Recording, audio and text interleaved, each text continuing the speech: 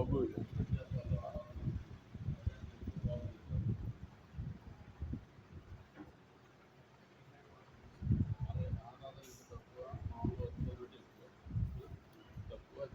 Okay.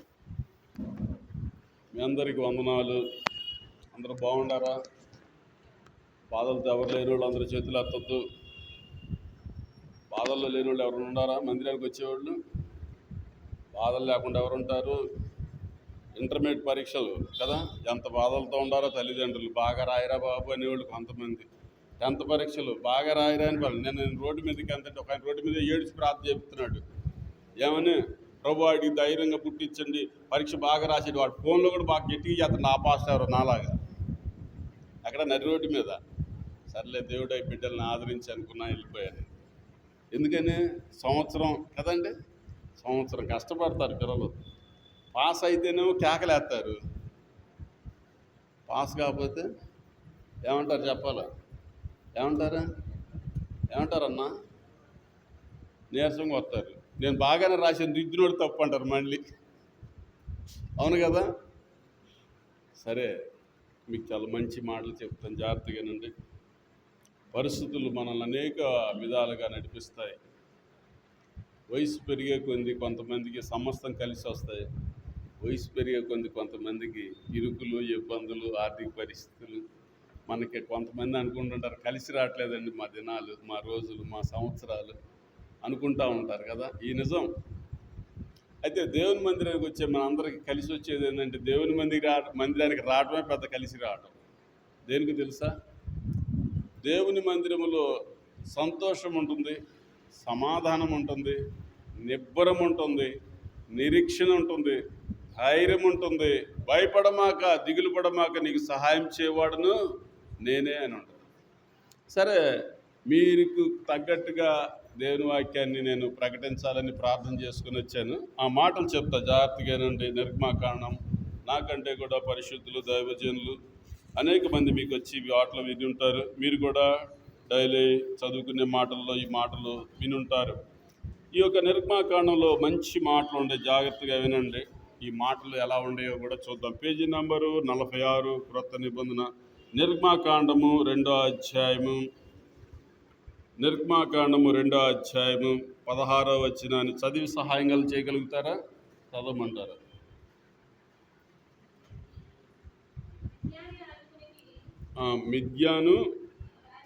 మిద్యాను యాజకునికి 7 కుమార్తెలుండిరి. వారు వచ్చి తమ తండ్రి మందకు పెట్టుటకు నీళ్లు చేది తొట్లను నింపుచుండగా మంద కాపరులు వచ్చి వారిని తోలివేసిరి. అప్పుడు మోషే లేచి వారికి సహాయం చేసి మందకు నీళ్లు పెట్టెను. వారు తమ తండ్రి అయిన రౌయేలునకు వచ్చినప్పుడు అతడు, నేడు మీరెంత త్వరగా వచ్చినట్లు వచ్చిందిరనెను. అందుకు వారు, ఐగుప్తుడొకడు మంద కాపుల చేతుల నుండి మమ్మను తప్పించి వడిగా నీళ్లు చేది మన మందకు పెట్టననగా అతడు తన కుమార్తెలతో, అతడెక్కడ? ఆ మనుషుని ఎలా విడిచి వచ్చి తిరిగి భోజనమునకు అతన్ని పిలుచుకొని రండెనెను. మోషే ఆ మనుషులతో నివసించుటకు సమ్మతించెను. అతడు తన కుమార్తె అయిన సిపోరాను మోషేకిచ్చెను. ఆమె ఒక కుమారుని కనినప్పుడు మోషే, నేను అన్యదేశములో పరదేశినయ్యుందుననుకొని వానికి రెషోము అని పేరు పెట్టాను.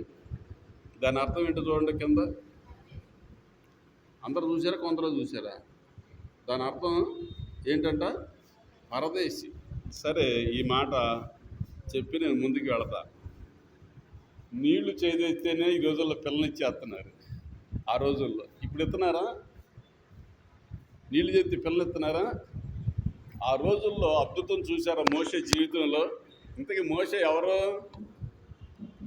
దేవుడి చేత ఏర్పరచబడిన వాడు మోషే ఎవరు? దేవుడు చేత ఏర్పరచబడ్డాడు కాబట్టి ఎన్నో శ్రమల గుండా బాల్యం నుండే శ్రమలు స్టార్ట్. మీ అందరికీ తెలుసు. మోషేని ఎక్కడ పెట్టి పంపించారు? జమ్ము పెట్టిలో పెట్టి నీటిలో వదిలారు. అలాంటి మోషే దేవుడి ఏర్పాటులో ఉండటం వలన ఎంత గొప్పవాడయ్యాడో, ఎలాంటి ఉపకారాలు జరిగినాయో చూడండి. మీరు జాగ్రత్తగానండి.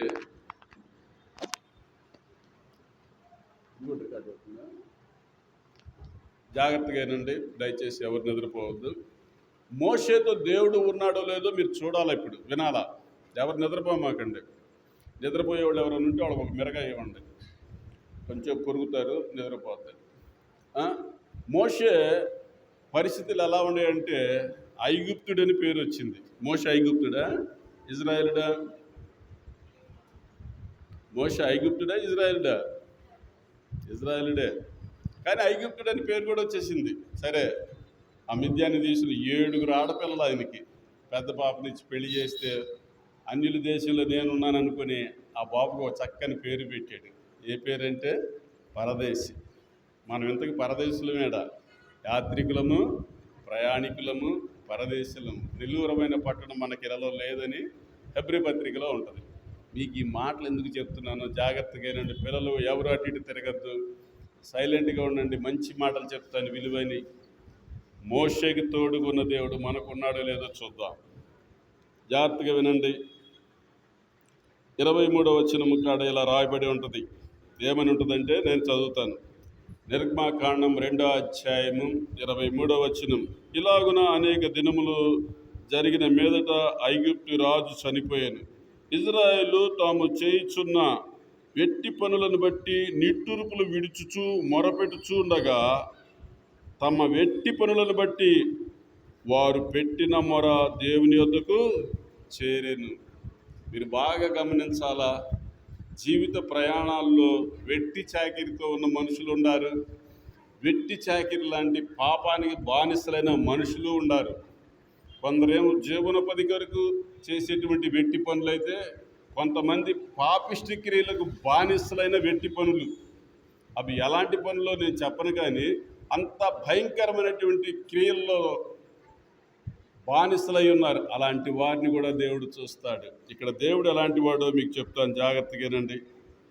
కాగా దేవుడు వారు మూలుగులను విని అబ్రహాం, ఇస్సాకు, యాకోబులతో తాను చేసిన నిబంధన జ్ఞాపకం చేసుకునిను. దేవుడు వారు మూలుగులను వింటాడు. 7 ఆడపిల్లలు, తండ్రి మూలుగులు విన్నాడు. మోషే మూలుగు కూడా విన్నాడు. ఆ దేశంలో ఉన్న వారి మూలుగు కూడా విన్నాడు. నీ మూలుగు, నా మూలుగు కూడా వింటున్నాడు. మనం అనుకుంటుంది ఒకటి, అయ్యేది ఒకటి. వినే దేవుడు. ఇక్కడ బాగా గమనించండి. వారి మూలుగులు వినే దేవుడు, ఆయన నిబంధన చేసిన దేవుడు, జ్ఞాపం చేసుకునే దేవుడు. దేవుడు చూచే దేవుడు, వారి యందు లక్ష్యం ఉంచే దేవుడు. వినే దేవుడు, చూచే దేవుడు, లక్ష్యం ఉంచే దేవుడు. నిన్ను నన్ను లక్ష్యం ఉంచాడు. అందుకోసమే నశించి నరకానికి వెళ్ళాల్సిన మనల్ని పిలిచాడు.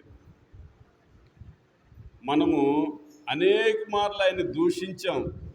మన ఆర్థిక పరిస్థితులను బట్టి, మనం పుట్టినటువంటి స్థలాలను బట్టి, మనకున్నటువంటి పేరు ప్రఖ్యాతలను బట్టి దేవుణ్ణే దూషించాం. కానీ మరలా దూషించకుండా ఆయన దీవించాడు. అదే మనం పాడిన పాట. పూజనీయుడు మన ప్రభువైనటువంటి యేసుక్రీస్తు వారు. ఆయన మనల్ని ఆశీర్వదించడానికి వచ్చాడు పరలోకం నుండి. మనం ఎన్నిటికి బానిసలమైపోయామో తెలుసునా మీకు? జగత్పునాది వేయబడక మునిపే ఆయన క్రీస్తులో నన్ను నిన్ను విమోచించాడు. నేను బైబిల్ చదువుతుంటే నాకు ఆశ్చర్యకరమైన మాటలు కనపడతా ఉంటాయి. ఏంటి ఆ మాట అంటే, భూదిగంత నివాసులారా తేరిన వైపు చూడండి అంటే, మానవ వంశవాళిలో సృష్టికర్తను చూసింది కొందరే కానీ అందరూ పాపాన్నే చూశారు. అందుకోసమే పాపం వలన వచ్చు జీతము మరణం. మరణపు వ్యాధులలో మనుషులు ఉన్నారు, మరణపు బాధల్లో మనుషులు ఉన్నారు. మరణపు క్రియల ద్వారా కొంతమంది జైళ్లలో మగ్గుతూ ఉన్నారు. మరణపు క్రియల ద్వారా కొంతమంది దేశ దిమ్మర్లు అవుతున్నారు. మరణపు క్రియల ద్వారా దేశ బహిష్కరణకు కూడా గురవుతున్నారు. మరణపు క్రియల ద్వారా కొంతమంది ఆత్మహత్యలు కూడా చేసుకుంటున్నారు. దేవుడు వారి మూలుగులను విని, అందుకోసమే ఆయన అంటాడు, నా యొద్దకు వచ్చేవారు నేను అంత మాత్రం కూడా త్రోసివేయను. మానవ వంశములో ఉన్నటువంటి బలహీనత ఏంటంటే ఆయన తట్టే తిరగలేము. అందరి తట్టు తిరుగుతారు మనుషులు, అందరి తట్టు తిరుగుతారు, దేవుని తట్టు తిరగలేరు. దావీదు కీర్తన 34 ఒక మాట ఉంటుంది 5వ వచనంలో, వారు ఆయన తట్టు చూడగా వారికి వెలుగు కలిగెను, వారి ముఖములెన్నడను లజ్జింపకపోవునని రాయబడి ఉంది. దేవుని తట్టు చూసినటువంటి వారికి ఎన్నో మేడ్లు, దేవుని తట్టు చూడని వారికి వ్యాకులత, వేదన, చీకు, చింత. అలాంటి వంశ వాళ్ళని పిలిచాడు. ప్రయాసపడి భారము ఇచ్చిన వారులారా నా దగ్గరికి రండి, నేను మీకు విశ్రాంతిని కలుగజేస్తాడు. ఈయన కొంతమందిని పిలవల, అందరిని పిలిచాడు. ప్రయాసపడని వాళ్ళు ఎవరున్నారు? చదువుకున్న వాళ్ళు ప్రయాసపడుతున్నారు, చదువు లేని వాళ్ళు ప్రయాసపడుతున్నారు. మనము మానవ వంశవాళిలో ప్రయాసపడని వంశం అంటూ ఒకటి కూడా లేదు. అందరూ ప్రయాసపడుతున్నారు. అందుకోసమే దేవుని మాటలు ఎంత విలువైనవో. మనమంట ఎవరిని ఆరాధించాలో చెప్తాడు దావీదు కీర్తనలో 95వ అధ్యాయం 7వ వచనం చదవండి. 95:7లో మాట ఉంటుంది, రండి ఎక్కడికి అంట, రండి నమస్కారం చేసి సాగిల పడదాం. ఎక్కడ? అక్క, అన్న, చెల్లి, తమ్ముడు, నువ్వు సాగిల పడితే సాక్షాత్తు దేవుడే నీ యొక్క అవసరాలన్నీ తీరుస్తాడు. నీ కష్టాల్లో ఆయన జ్ఞాపకం చేసుకో, నీ సుఖ దుఃఖాల్లో ఆయన జ్ఞాపకం చేసుకో, నువ్వు అనుకున్నవి కొన్ని ఎందుకు జరగలేదో ఆయన జ్ఞాపకం చేసుకో. ఆయన అంటున్నాడు, మనలను సృష్టించిన యెహోవా సన్నిధిని మోకరించండి, మీ అవసరతలన్నీ తీరుతాయి. ఎలా తీరుతాయో చూద్దాం. నిర్గమాకాండం 3వ అధ్యాయం 5-6 వచనంలో ఒక మాట ఉంటుంది, మరియు ఆయన నేను నీ దేవుడను. చాలండి. మోషేతో అంటున్నాడు, మరియు ఆయన నేను నీ తండ్రి దేవుడను, అబ్రహాము దేవుడను, ఇస్సాకు దేవుడను, యాకోబు దేవుడను. అక్క, అన్న, చెల్లి, తమ్ముడు, ఆయన నీ దేవుడు కూడా. మీ తల్లిదండ్రుల దేవుడు, మీ ఆత్మావుల దేవుడు, నీ బంధువుల దేవుడు, నీ వర్గం దేవుడు. ఆయన అంటున్నాడు మోషేతో, ఆయన నేను నీ తండ్రి దేవుడను, అబ్రహాము దేవుడను, ఇస్సాకు దేవుడను, యాకోబు దేవుడు. ఈ దేవుడు మనల్ని పిలిచాడు. ఎలా పిలిచాడు, ఎలా చూశాడో చూద్దాం. బాగా వినండి, జాగ్రత్తగా గమనించండి. 7వ వచనంలో ఇలా రాయబడి ఉంది, మరియు యెహోవా ఇట్లా నేను ఐగుప్తులోనున్న నా ప్రజల బాధ నిశ్చయముగా. అక్క, అన్న, చెల్లి, తమ్ముడు, నువ్వే పరిస్థితుల్లో ఉన్న దేవుడు చూస్తున్నాడు. మర్చిపోమాక, కృంగిపోమాక. దేవుడిని నమ్ముకున్న వాళ్ళు గొప్పోళ్ళు అవుతారు. ఎంత పేదవారైనా సరే, వాళ్ళు చదువు లేని వాళ్ళైనా సరే, దేవుడిని నమ్మాల్సిన రీతిగా నమ్ము, దేవుడు నీ కార్యాలు చేస్తాడు. దేవుడు నమ్మాల్సిన రీతిగా నమ్ము, దేవుడు నీళ్ళు మేలు చేస్తాడు. ఇక్కడ చూడండి ఎంత గొప్ప మాట రాయబడి ఉందో. చదవండి, కింద రాస్తున్నాడు. కింద చక్కని మాట, చూచి తిని పనులలో తమ్మును కష్టపెట్టిన వారిని బట్టి వారు పెట్టిన మొరను వింటిని, వారి దుఃఖములు నాకు తెలిసే. ఏ దుఃఖాల్లో ఉండవో నువ్వు. చాలామంది పైకి భలే నవ్వుతూ ఉంటారు, లోన దుఃఖం ఉంటుందంట. మగవాళ్ళు అంతే, ఆడవాళ్ళు అంతే, కలిసి వచ్చిన వాళ్ళు అంతే, కలిసి రాని వాళ్ళు అంతే. అవునా కాదా? మనో దుఃఖానికి మందే లేదు. మనో విచారాలకు మందు ఉంటుందా? మనో విచారాలకు ఉండదు, మనో దుఃఖానికి కూడా మందులు లేవు. దేవుని సన్నిధిలో మోకరించు, నువ్వు అద్భుతాలు చూస్తావు. దేవుని నమ్ముకో, నువ్వు ఆశ్చర్యకరాలు చూస్తావు. దేవుడి మీద నీ భారమై దేవుడిని దీవిస్తాడు. అందరికి లోబడిపోతాం, దేవుడికి లోబడం. అది చేసే తప్పు. అందరికి లోబడే వాళ్ళు ఉన్నారు ఈనాడు. నేను అతన్ని పలకరించాను, బాబు ఏంటి బుక్ ఎట్ట అయిపోయిందన్న. ఓ చూడదాలు భయ్, చూడదాలు కాదురా, ఇట్లా అసలు ముందన్న క్యాన్సర్ వచ్చింది. ఎంతరా నీ వయసు అన్న. వాడు ఇప్పటికి కూడా తిండి తినట్ల. ఆ గుట్క లాంటిది పెట్టుకున్నాడు, భార్య బిడ్డలు, ఊరు వచ్చి పని చేసుకుని బతుకుతున్నాడు. ఓ కైకిరే బిడ్డ టీకా తాలే అంట. క్యాన్సర్ వచ్చినాక ఆపేసుకున్నాడు. క్యాన్సర్ రాకుండా ఆపరా అంటే ఆపుతున్నారు జనం. చాలామందికి కష్టాలు, నష్టాలు, మరణ దుఃఖాలు వచ్చేదాకా దేవుడి దగ్గరికి రారు. ఒక్కొక్కళ్ళు అంటారు చక్కగా తెలివిగల్లోళ్ళు, ఆ యేసు ప్రభు గొప్పవాడైతే నేను మంచం నుంచి లెగిస్తే ఊరంతా సువార్త చేస్తాడంట. బతికినప్పుడు చేయలే, ఇప్పుడు లెగితే చేస్తాడంట అనేవాళ్ళు లేరు, ఉన్నారా లేరా? ఇంకొకళ్ళు అంటారు, ఆ దేవుడే కనుక గొప్పవాడు అనుకోండి, మా అబ్బాయికి ఉద్యోగం రానండి, నేను చర్చి మాన్న అంటాడు. ఇక ఒక్కరోతే తర్వాత మానేస్తాడు. లేరా? జాగ్రత్త. నన్ను మోసం చేసుకున్న భక్తి, నువ్వు మోసం చేసుకున్న భక్తి చేయమాక. నిజమైన భక్తి చేయి, నిలకడగా ఉండు. దావీదు కీర్తన 91:14 ఇలా రాయబడి ఉంటుంది, నన్ను గణపరచు వారిని నేను కూడా గణపరుస్తా. మన దేవుని ఏం చేయాలా? గణపరచాలా. దేవుడు మనల్ని కూడా గణపరుస్తాడు. అతడు నాకు మొరపెట్టగా నేను అతని మొర వింటా, అతన్ని రక్షిస్తానే ఉంటుంది దావీదు కీర్తన 91లో. ఇక్కడ గమనించుదాం. ఇంకో మాట కూడా చెప్తాను, జాగ్రత్తగా వినండి. ఇక్కడ చేసినటువంటి గొప్ప అద్భుతాలు మీరు గమనించండి. దేవుడు ఏమంటున్నాడు చూద్దాం. 3:14 చదవరా తల్లి. అందుకు దేవుడు, ఈయన ఎవరంట? నేను ఉన్నవాడను వాడనై ఉన్నానని మోషేతో అనేను. ఆయన ఎవరంట? మోషేతో ఏం చెప్పాడు? నేను ఉన్నవాడను అనువాడనై ఉన్నాను. ఆయన ఆల్ఫా ఓమేగా, ఆదియు అంతము ఆయనే. ఆయన మన మంచి కాపరి. చూడండి ఆ మాట ఎంత బాగుంటుందో. 95వ అధ్యాయం 1వ కీర్తన, దావీదు కీర్తనలో 95 మొదట్లో ఒక మాట, రండి నమస్కారం చేసి చదవరా. ఏం చేయాలంట? ఉత్సాహధ్వని. రండి. ఎక్కడికి రావాలా? నీ మనస్సు సమకూర్చుకొని రా, నీ ఆలోచన సమకూర్చుకొని రా, నీ తలంపులన్నీ పక్కన పెట్టి మందిరానికి రా. రండి, యెహోవాను గురించి ఉత్సాహగానము చేయాల. అందుకే పాటలు పాడేటప్పుడు రావాలా, ప్రార్థన చేసేటప్పుడు రావాలా. నువ్వు వచ్చి ప్రశాంతంగా ప్రార్థన చేసుకుని వాక్యం వినాలా. మీకు చెప్పకూడదు, చెప్తున్నా. బస్సు అడావుడికి ఎక్కి ఒక ఆమె పడిపోయి చచ్చిపోయింది. బస్సుకి ఎట్టెక్కాల? నిదానంగా కండక్టర్ని కొంచెం ఆపమని నిదానంగా ఎక్కాలా? అంత కంగారే. హైదరాబాదులో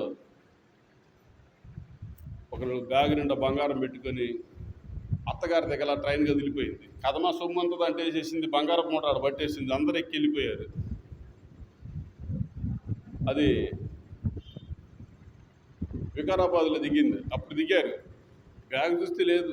మళ్ళీ అక్కడి నుంచి వస్తే ఉంటుందా? అదే బంగారం మూట ఉంటుందా?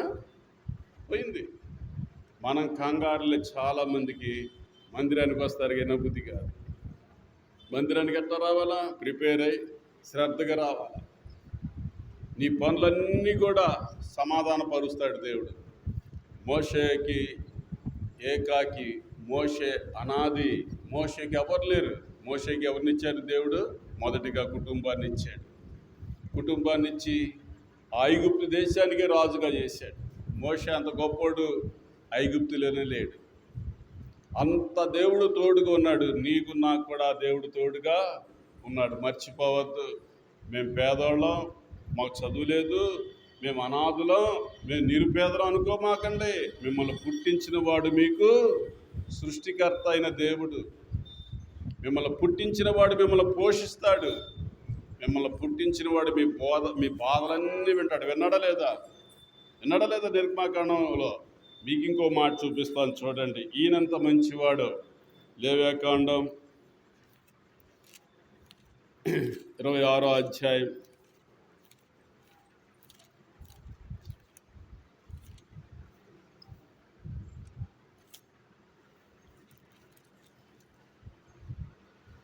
'ఇక్కడ ఏమంటాడో చూద్దాం. లేవ్యాకాండం 26వ అధ్యాయము 11వ వచనం, పేజీ నెంబర్ 105.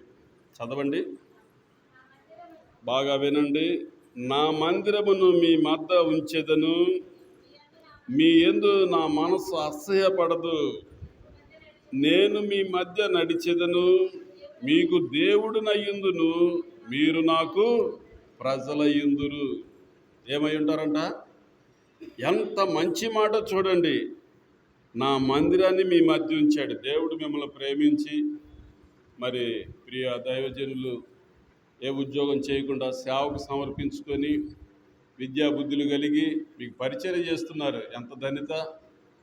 అందుకే మీ మందిరం అక్కడ అంటున్నాడు చక్కని, నా మందిరాన్ని మీ మధ్య ఉంచెదను, మీ యందు నా మనసు అసహ్యపడదు, నేను మీ మధ్య నడుస్తా. అమ్మలారా, దేవుడు మీతో ఉంటాడు. మీ కష్టాల్లో, నష్టాల్లో, వ్యాధి బాధల్లో, సుఖ దుఃఖాల్లో మీతో ఉంటాడు. మీరు ఎవరితో ఉండడానికో మాకండి. మన దేవుడు మనకెప్పుడు కాపరి. గొర్రెల కాపరి ఎలా చూస్తాడో, నేను ఒకసారి ఒక ఊరు వెళ్తే, ఏమైనా గొర్రెలు ఉన్నాయి నీకు లెక్క తెలుసా అంటే, ఒక్కటి కూడా తప్పిపోదు అన్నాడు. ఎట తెలుసా నీకు అన్న, లెక్కేసుకు అంతామన్నా. అబ్బా, గొర్రెలు వెళ్తా ఉంటే కొన్ని కానుక కూడా చేస్తాడంట. ఓరి నాయన, ఇంత గుర్తు ఎట్టుంటుందా అన్న. మరి మాకు అదే అన్నాడు. చాలా తెలివితేటలు కావాలి, చాలా జాగ్రత్తలు కావాలా, చాలా మెళుకు కావాలి. దాంట్లో మన కాపరి ప్రాణమే పెట్టాడు. మనల్ని విడిచిపెడతాడా? మీ బాధల్లో, మీ కష్టాల్లో, మీ ఇరుకుల్లో, మీ ఇబ్బందుల్లో, మీ అవమానాలు విడిచిపెడతాడా? ఆయన అంటాడు, నేను నిన్ను విడువను, ఎడబాయను. విడువని దేవుడు, ఎడబాయని దేవుడు. అందుకోసమే ఈయన మన మధ్య నడిచే దేవుడు. మీరు గమనించాలా, ఎంత మంచి మాట చెప్తున్నాడు. అందుకోసమే ఈ నడిచే దేవుణ్ణి హృదయంతో ఆరాధించాలా, మనసుతో ఆరాధించాలా, మన డబ్బుతో కూడా ఆరాధించాలా. డబ్బు ఉందని ఎగిరిపడమాకండి, పొలాలు ఉండని ఎగిరిపడమాకండి. నీ పొల పంటని ఆశీర్వదించేది దేవుడే, నీకు డబ్బు సమకూర్చేది దేవుడే. ఆ డబ్బులు కూడా దేవుడికి ఇచ్చి కూడా ఆరాధించవచ్చు. అది కూడా చూపిస్తాను. లేవ్యాకాండం 27వ అధ్యాయము 30వ వచనాన్ని చదవండి. భూధాన్యములలోనేమి, ఫలవృక్షములలోనేమి, భూఫలములన్నిటిలో దశమ భాగము ఎవరు సొమ్మంట? ఏమ్మా, మీరు ఏది వినపడట్లేదేంటి? నోరు తెరవచ్చుగా. మేము ఇయ్యం కదా, ఎందుకు మా చేత చెప్పిస్తామంటారా? ఎవరి సొమ్ము అంట? ఎవరి సొమ్ము? దేవుని సొమ్ము దేవునికి ఇవ్వండి. మీకు ఇవ్వాల్సింది మీకు సమృద్ధిగా దేవుడు ఇస్తాడు. చాలామందికి దేవుడికి ఇయ్యరు, ఈ బొగ్గోడిని సాలాలకి ఇస్తారు, ఇబ్బందులు పడుతూ ఉంటారు. ఈ నిడుబ్రోలు గ్రామంలో ఒక తల్లి చర్చికి వచ్చేది. ఆ పేరు చెప్పను, ఆ ఊరు చెప్పను, ఆ అడ్రస్ చెప్పను, కానీ 20 లక్షలు పోగొట్టుకుంది అమ్మ. చచ్చిపోయేటప్పటికి వికారిగా ఉంది. దేవుడికి ఇచ్చి ఎవడు అన్యాయస్తుడు కాడు. కుటుంబం అంతా చల్లా బిల్లం అయిపోయింది. పొలము కూడా ఉంది. మనుషుని ప్రవర్తన గమనించినప్పుడు దేవుడు మన అందరి ప్రవర్తన గమనించడా? ఒక మనిషి ప్రవర్తన గమనిస్తే మన ప్రవర్తన అంతా దేవుడు గమనించడా? జాగ్రత్త, మందిరానికి వస్తే ఎలా ఉంటున్నావో. చాలా బాధేసింది నా వార్త విన్నాక. వాళ్ళ అబ్బాయి బోర్ని ఏడ్చాడు నా దగ్గరికి వచ్చి. రూపాయి లేదన్నా ఈరోజు చెప్పుకుంటే పరువు పోతాయి. చాలామంది మనుషులు తీసుకొని కూడా ఇవ్వటానికి ఇష్టపడరు. చచ్చిపోయింది కదా అని తీసుకునేటప్పుడు నవ్వుతూ తీసుకుంటారు. ఇచ్చేటప్పుడు ఇష్టాలు ఉండవు. అందుకోసమే బైబిల్లో నేను బాగా పరిశీలించి చదివితే, భగవంతుడంట మనుషుల ప్రవర్తన ఫలాలు తప్పకుండా ఇస్తాడంట.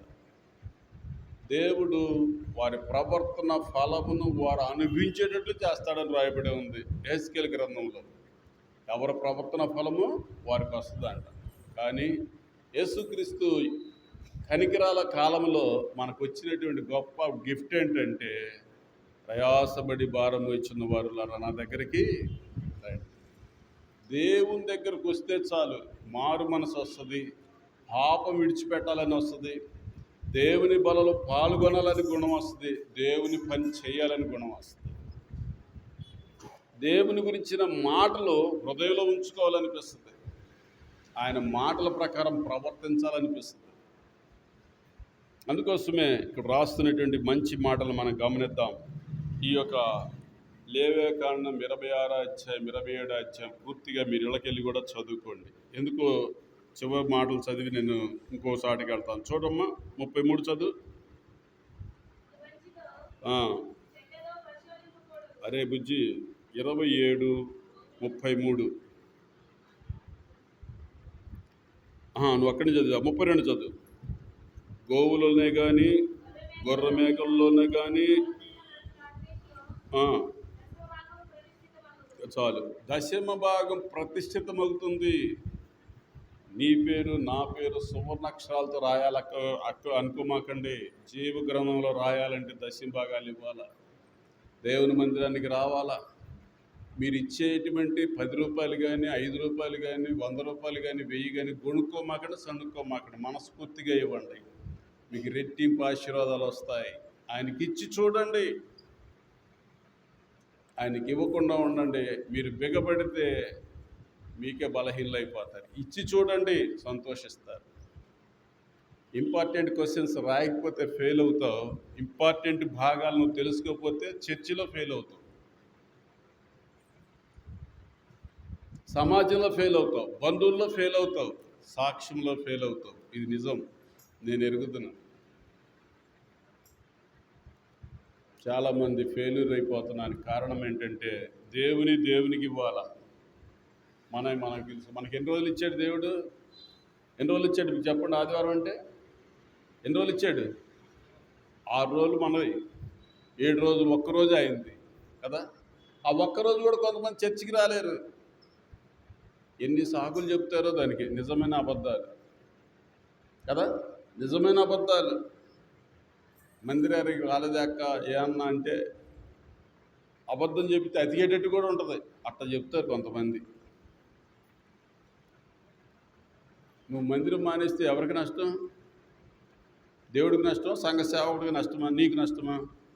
గమనించండి, నీకే నష్టం. పనికి వెళ్తే కూలి వస్తుంది, పని మానేస్తే కూలిపోద్ది, అంతే. అవునా కదా? మీ భాషలో పనికి వెళ్తే కూలి వస్తుంది, పని మానేస్తే కూలిపోద్ది. దేవుని మందిరానికి వస్తే దీవెనలు వస్తాయి, మానేస్తే దీవెనలు పోతాయి. ఒక్కొక్కళ్ళకి అతి తెలివితేటలు భలే ఉంటాయి. అంటే మందిరానికి రాకపోతే ఆశీర్వాదాలు రావా అనేవాళ్ళు కూడా ఉండాలి. పెద్ద లేరు, లేరా? అవసరాన్ని బట్టి రాలేదు, ఎందుకు రావేంది అంటారు కొంతమంది. దేవుని దగ్గర మన మాటలు కొద్దిగా ఉండాలి. ఆయన పెద్దవాడు, మన చిన్నవాళ్ళు. ఆయన చిన్నదాన్ని ఇంత ఆశీర్వదించడం చేశాడు. కొంతమంది అతి తెలివితేటలతో మాట్లాడే కొంది ఎంత ఉన్నా కానీ ఎంత అయింది. బైబిల్లో నేను చదివాను, ఇప్పుడు అయినా చెప్పను కానీ ఎంత ఉంది, ఎంత అయిపోయింది అంతే. వాళ్ళకి చాలామంది జీవితాలు అలా అవ్వడానికి కారణం ఏంటంటే మన బాధలో ఆయన చూస్తున్నాడు, మన మూలుగుల బాధ ఆయన చూస్తున్నాడు. మీ అందరికీ తెలుసు, వృద్ధులకి బాగా తెలుసు. పుట్టినింట మెట్టనింట పడిన కష్టాలు, బిడ్డలతో పడిన కష్టాలు, కొడుకుల ద్వారా, కూతుళ్ళ ద్వారా, మనవల ద్వారా, మనవరాళ్ళ ద్వారా, తోటికోటల ద్వారా, మర్దుల ద్వారా, బావల ద్వారా, ఇంటికాడ ఇరుగు పొరుగు వారి ద్వారా పడిన కష్టాలు కొందరు అనుభోగ్యులైన వారికి తెలుసు. ఒకప్పుడు నానమ్మలు అమ్మమ్మలు ఉండేవాళ్ళు, ఇప్పుడు ఉంటున్నారమ్మా? అమ్మమ్మల నానమ్మలు కొన్ని అనుభవాలు చెప్పేవాళ్ళు. ఇప్పుడు చెప్తుంటే ఏమంటున్నారు? ముసిల్లా నువ్వు నువ్వు అంటున్నారు. వీడికి వాళ్ళకి ఎక్కువ, వీళ్ళు తక్కువ. అమ్మమ్మల తిట్టి ఎంతటోడు అయిపోతున్నారు కొంతమంది పిల్లలు, లేదా? నేనేం చదువుతున్నాను తెలిసిన ఇంగ్లీష్ మీడియం అంటాడు. ఇంగ్లీష్ మీడియం స్పెల్లింగ్ చెప్పరా అంటే ఏందే అంటాడు 4 సార్లు. కనుక్కోండి మీరు, ఇంగ్లీష్ మీడియం స్పెల్లింగ్ చెప్పరా అని అడగండి. ఏందే అంటాడు, ఏందో వచ్చినోళ్ళలాగా. జాగ్రత్త, పెద్దవాళ్ళు అవమానపరచమాకండి. ఆయుష్ తగ్గిపోవడం కంటే కూడా బాధలు ఎక్కువగా పెరుగుతాయి. దేవుడిని దూషించమాకండి, కష్టాలు ఎక్కువ పెరుగుతాయి. దేవుడికి నమస్కరించండి. చూడండి 100వ అధ్యాయం 1వ వచనం ఏమని ఉంటుందో. సమస్త దేశములారా, 100వ కీర్తన 1వ వచనం చదువు. సమస్త దేశములారా. ఎవరికంట? ఉత్సాహధ్వని యెహోవాకు చేయండి. కొంతమంది ఆదివారం వస్తేనే ఏం కూర అంటే కొంతమంది చెబుతుంటారు, ఈ కూర తెచ్చా, ఆ కూర తెచ్చా. ఈ కూరలు కాదు మనకు కావాల్సింది, ఉత్సాహధ్వని అనేటువంటి కూర వేసి పెట్టాలి దేవుడికి ఈరోజు. సమస్త దేశములారా యెహోవా ఉత్సాహగానము చేయండి. చదవమ్మా. సంతోషముతో ఎవరిని సేవించాలంట? ఏమా? సంతోషముతో యెహోవాని సేవించాలి. ఉత్సాహగానము చేయొచ్చు. దేవుని మందిరానికి ఎట్ట రావాలా? ఉత్సాహగానం చేయిచు రావాలా. చాలామంది మందిరానికి ఎట్ట వస్తారో మీకు చెప్తాను జాగ్రత్తగా. ఇట్లా నాకెళ్ళి చూడండి అమ్మా, ఎట్ట వస్తారు. మీ అబ్బాయిని ఎవడాడు కొట్టింది అక్కడ హుషారు వస్తుంది. మందిరానికి ఎట్ట వస్తారు? ఇప్పుడా ఎప్పుడు అన్నట్టు వస్తారు. ఎందుకో తెలీదు. చదవమ్మ తల్లి. యెహోవాయే దేవుడని తెలుసుకునుడి, ఆయనే మనలను పుట్టించెను, మనము ఆయన వారము, ఆయన మన దేవుడు. మనం ఎవరమంట? ఆయన వారము, ఆయన మన దేవుడు. ఆయన్ని ఆరాధించడానికి రావాలి, ఆయన్ని గణపరచడానికి రావాలి. చాలామంది కొన్ని ఉపమానాలు చెప్తుంటారు. తినటానికంటే ముందు ఉండాలంట, తన్నులాటకంటే వెనక ఉండాలంట. మన భక్తిలో ముందు ఉండాలా, నిష్ప్రయోజనమైన క్రియలకు దూరంగా ఉండాలా. అందుకోసమే దేవుణ్ణి ఆరాధించాలి ఆత్మతో సత్యంతో. బైబిల్లో రాయబడి ఉంది, దేవుడు ఆత్మ కనుక. మన దేవుడు ఎలాంటి వాడు? ఆత్మ కనుక ఆయన ఆరాధించేవారు ఆత్మతో సత్యంతో. ముందు దేవుని ఆత్మ కలిగి ఆరాధించాలి, సత్య ప్రవర్తన కలిగి ఆరాధించాలి, దేవుని యొక్క క్రియలు కలిగి మనం ఆరాధించాలి. దేవుని యొక్క విలువైన సంగతులు తెలుసుకుని మనం ఆయన్ని ఆరాధించాలి. ప్రభువా, నా బాధలను చూసావు, నీకు వందనాలు. నా నీచ స్థితిని చూసావు, నీకు వందనాలు. నన్ను కరుణించావు, నీకు వందనాలు. నాకు దేవుడు అయ్యావు, నీకు వందనాలు. నీ కృతజ్ఞతలు. చూడండి ఆయన ఎక్కడి నుంచి మనం తీసుకొచ్చాడో మీకు చూపిస్తాను. 49వ కీర్తన, దావీదు కీర్తన 49వ కీర్తనలో చక్కని మాట ఉంటుంది. మీరు అనేక పర్యాలు చదివి ఉంటారు, విని ఉంటారు, దైవజనులు చెప్పి ఉంటారు. ఎంత చక్కని మాట రాయబడి ఉందో చూడండి. 49వ కీర్తనలో ఇలా రాయబడి ఉంది. 49:15, పేజీ నెంబర్ 477. దేవుడు నన్ను చేర్చుకొనెను, పాతాళ బలము నుండి ఆయన నా ప్రాణమును విమోచించింది. ఏ బలం నుండి అంట? పాతాళ బలం. మనుషులను పట్టి పాపాలు చేయిస్తుంటే దాని నుండి విడిపించేదే దేవుని బలం. ఇది తెలుసుకునేది ఎవరంటే దేవునితో సహవాసం చేసేవాళ్ళు, దేవుని గ్రంథాన్ని చదివేవాళ్ళు, దేవుడంటే ఇష్టపడేవాళ్ళు, దేవుడి మీద మనసు పెట్టేవాళ్ళు, దేవుడితో ప్రయాణం అయ్యేవాళ్ళు. బాబు ఏం చేస్తున్నాను? నేను ఐఏఎస్ఐకి ప్రిపేర్ అవుతున్నానండి. ఏం చేస్తున్నాను? టీచర్ పోస్టులు పడుతున్నాయి కదండి, బీఎస్సీ బీడీ చేస్తున్నానండి. కొంతమంది చెబుతూ ఉంటారు కదా, ఏం చేస్తాను? ప్రిపేర్ అవుతున్నాను, ఎస్ఐకి ప్రిపేర్ అవుతున్నానండి అంటున్నారులే. మనం దేనికి ప్రిపేర్ అవ్వాలా? పాతాళ బల నుండి విడిపించే దేవునితో స్నేహం చేయడానికి ప్రిపేర్ అవ్వాలి. అక్క, అన్న, చెల్లి, తమ్ముడు. బైబిల్లో సామెతల గ్రంథంలో ఉంటుంది, పాపులు నిన్ను ప్రేరేపింపక ఒప్పకము. ఈరోజు పాపపు మాటలు ఎక్కువైపోయినాయి కుటుంబాల్లో, మనుషుల్లో. అందుకోసమే మనుషులు ఎలా ఉండారో చెప్పమంటారా? ఎండి చేపల్లో బలం ఉంటుందా, బలం ఉండదో చెప్పాలా మీరు? బలం ఉండదు.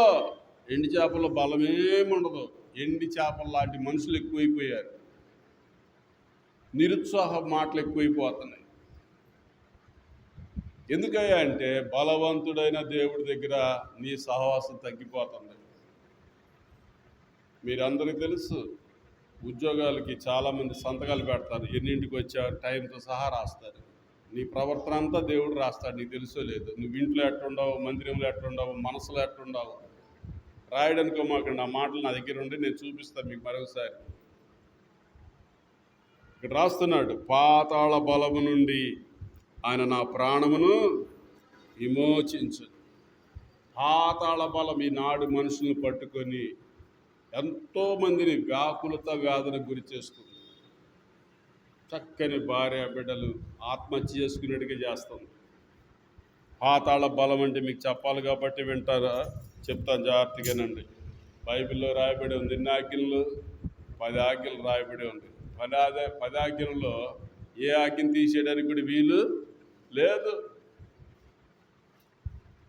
ఒక పెద్ద ఆఫీసరు తను చేసినటువంటి తప్పులకి పట్టుబడి ఒకళ్ళదంతే బతికేవాడు అందరిది అంటున్నారు ఆయన. చిన్న చిన్న తప్పులు పెద్ద పెద్ద అపాయాలు జీవితాల్లో. ఎన్ని అపాయాలు వస్తున్నాయో మనుషులకి. తప్పులు చిన్నవి, శిక్ష పెద్దదైపోతుంది. అందుకోసమే మనం చాలా జాగ్రత్తగా ప్రవర్తించాలి. మన తప్పులు మన మీద దోషారోపణ చేస్తే బ్రతకలేం. యేసు రక్తం ప్రతి పాపంలో మనం పవిత్రులుగా చేయాలంటే ఎవడైనాను క్రీస్తునందు ఉండేలా వాడు నూతన సృష్టి, పాతవి గతించిన, సమస్తమును క్రొత్తవై.